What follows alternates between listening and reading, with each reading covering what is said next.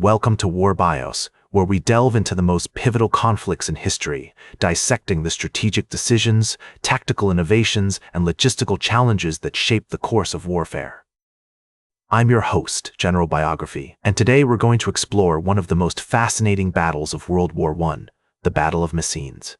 This battle, fought from June 7 to June 14, 1917, was a masterpiece of planning and execution, showcasing the evolving nature of modern warfare. The stalemate of trench warfare has been ongoing for nearly 3 years, with both the Allied and Central Powers suffering heavy losses.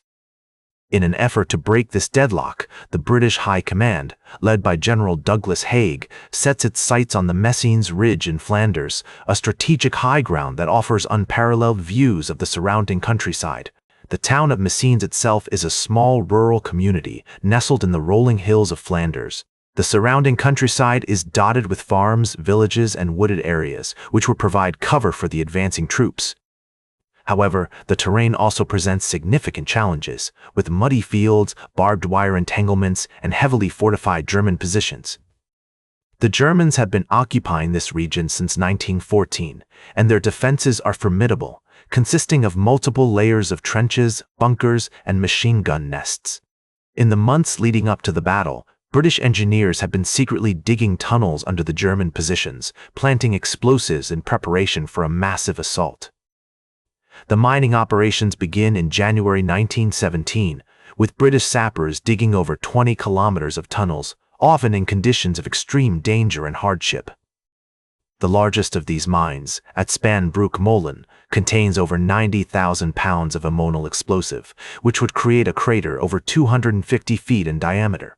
The British forces assembled for the battle include the Second Army's II Corps, under the command of General Sir Claude Jacob, and the X Corps, led by General Sir Thomas Morland. These corps are composed of experienced troops, including the 36th Ulster Division, the 16th Irish Division, and the 19th Western Division. The soldiers have been training for months, honing their skills in preparation for this massive assault. The meticulous planning, the use of new technologies like tanks and aircraft, and the coordination between different branches of the military all contributed to making Messines a battle unlike any other up to that point in the war. With the troops in position, the mines ready to be detonated, and the fate of the Western Front hanging in the balance, we're poised on the brink of a pivotal moment in history. As we dive into the heart of this battle, we find ourselves in the midst of a masterpiece of planning and execution, showcasing the evolving nature of modern warfare. On June 7, 1917, at 3:00 a.m., the British detonated 19 massive mines under the German positions, signaling the start of the Battle of Messines. The explosions were so powerful that they could be felt as far away as London, and the shockwaves shattered windows and buildings over 20 miles from the epicenter. The largest mine, at Spanbroek Molen, created a crater over 250 feet in diameter and 50 feet deep, obliterating entire German battalions. As the dust settled, British troops emerged from their trenches, advancing across no man's land under a creeping barrage of artillery fire. The terrain was treacherous, with muddy fields, barbed wire entanglements, and heavily fortified German positions. However, the British had carefully planned for this, using tanks to break through the wire and provide cover for the infantry. The 36th Ulster Division, the 16th Irish Division, and the 19th Western Division led the charge, with soldiers from these units displaying remarkable bravery and sacrifice. Despite being wounded, Els continued to rally his men, inspiring them to push forward and capture key objectives. As the battle raged on, the British forces made steady gains, pushing the Germans back from their fortified positions.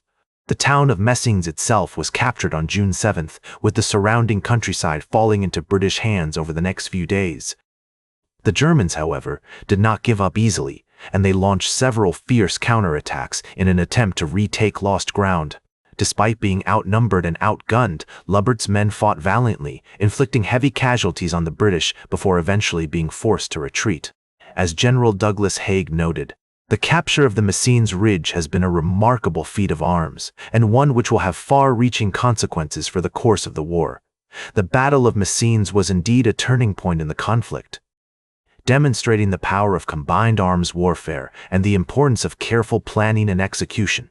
The battle marked a significant shift in the balance of power on the Western Front, paving the way for future Allied successes. In the immediate aftermath of the battle, the British forces continued to consolidate their gains, securing the Messines Ridge and preparing for future operations. The capture of the ridge had significant strategic implications as it allowed the British to threaten the German-held city of Lille and prepare for a potential breakthrough in the sector. However, the cost of this victory was high, with over 17,000 British casualties and an estimated 25,000 German losses. As the war continued, the lessons learned from the Battle of Messines were applied to future operations, particularly in the area of combined arms warfare. The successful use of tanks, artillery, and infantry at Messines demonstrated the importance of coordination and cooperation between different branches of the military.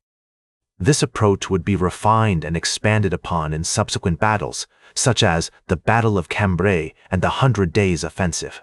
The Battle of Messines also had a significant impact on the German military, highlighting the need for more flexible and adaptable defensive tactics. The Germans had relied heavily on fixed fortifications and rigid defensive lines, which were vulnerable to the kind of coordinated attack launched by the British at Messines.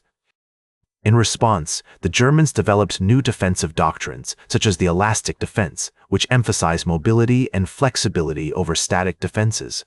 In the years following the war, the Battle of Messines was recognized as a significant turning point in the conflict, marking a shift in the balance of power on the Western Front.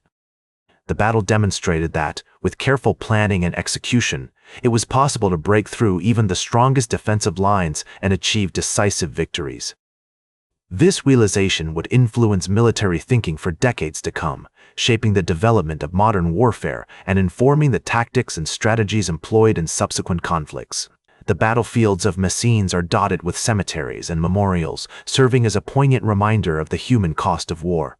As General Douglas Haig noted, the capture of the Messines Ridge will be remembered as one of the greatest feats of arms of the war. The Battle of Messines was indeed a remarkable achievement, demonstrating the power of combined arms warfare and the importance of careful planning and execution.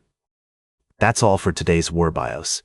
Remember to like, share, and subscribe, and until next time, I'm General Biography, reminding you to keep marching toward victory.